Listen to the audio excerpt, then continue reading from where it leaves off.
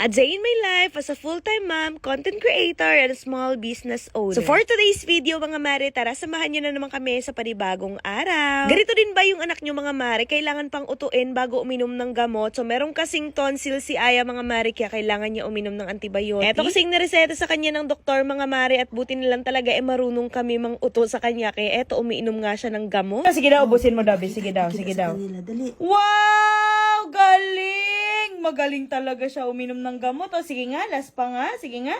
Wow! Magaling. Ashush! Magaling talaga. Very good. Very good ka? No. Ha? Very good ka? Look. Wow! Very good ka ba? Nung nakaraan pa kasi namin to nakita itong kanyang tonsil mga mare, kaya mas minabuti na namin na pa-check up. Tapos ayun, narisatahan nga siya ng gamot, kaya eto, inaraw-araw nga namin yung pagpapainom sa kanya ng antibiotic for 7 days. Dahil nga okay na daw siya mga mare, eto't sayaw daw muna siya ng ice cream yummy, kaya eto, panuorin nyo. Oh, Idiki, thank you for the ice cream. So good. Wow, delicious strawberry. Ice cream yummy. Ice cream good. Ice cream yummy.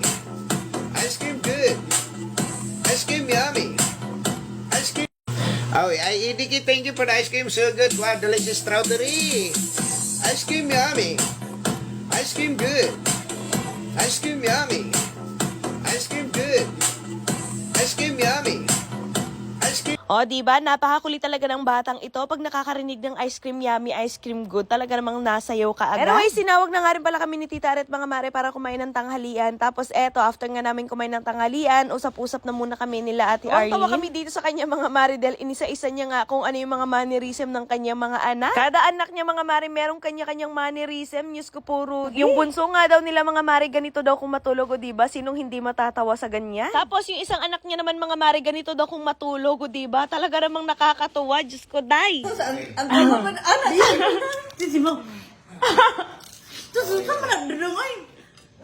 Gumutan mo. Hindi talaga si Ryan. Ito pa nga. Ang karayo rilisod kayo.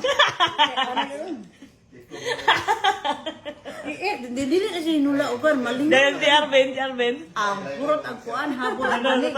Kuliktogon. Kana bitang nerte gamate kay. Anyways, after nga pala namin magchikahan mga mari, natulog na nga din pala ako. So, grabe talaga yung aking pagod mga mari dahil kakauwi lang din talaga namin galing sa Zamboanga City. Kaya talagang binawi ko ang aking pagod.